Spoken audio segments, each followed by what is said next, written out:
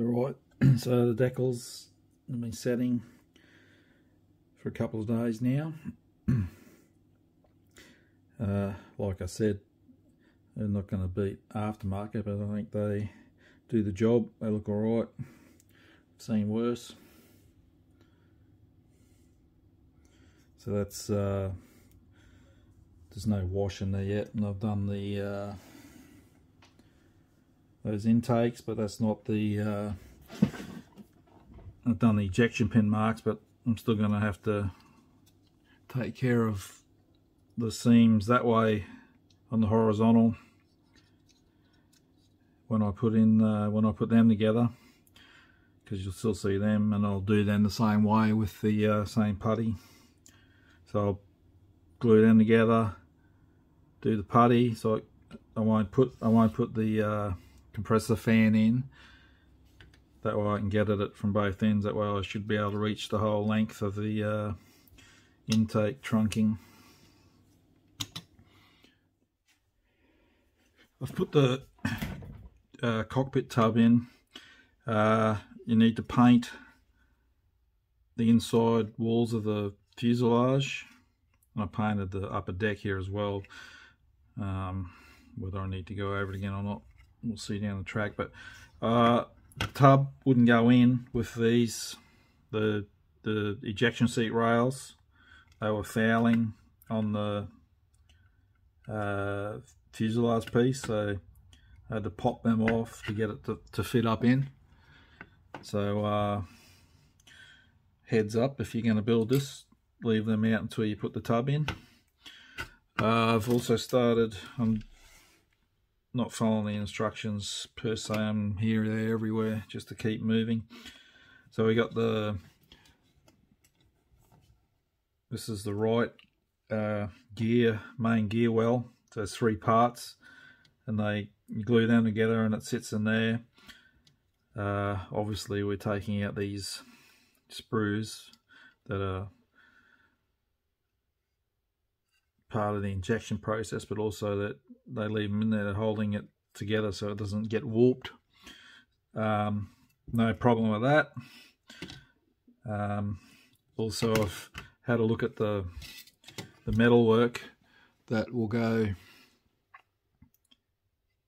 under the fuselage, obviously, and I was contemplating keeping this off till the end, because that's the metal section. You can paint it up, put it in separate, but I'm not really happy with the it was a nice, really firm click fit, yeah, but it's not, there's gaps, so it's going to need to be glued, same as here.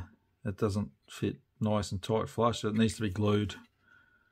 So I'm going to glue it and then just paint it up on there. It just means more masking, but hey ho, every Phantom I've ever built, that's how I did it anyway, so no biggie. Alright, I put the nose gear well together, 4 pieces, and then glued it in. I've got the other main gear in. These ones are the auxiliary air intakes. I'm going to paint these out of the model and glue them in because they're easy to get at, because they'll be a metal base and the sides are interior green, so it'll be easy to do out of the model. The stabilizers, the setup in this kit, you have to put them in now. They fit in and like sleeve into each other, and this bit goes over the top. It's got holes in the stabilizers, and this goes down and pushes in and firms them up, so it keeps them firm. And then you got the 2 bits of photo etch that are in the kit. They go on there, so I'll have to paint them on the model. Normally I keep these separate and paint them and put them on at the end, but it does keep them more firm, and they're going to be squared up, so it's probably better. Intakes, so they're made up of 3 pieces. It's just an insert, fits well. The inside is lettered or numbered, both, so you know which side's which. I'm going to keep it separate so I can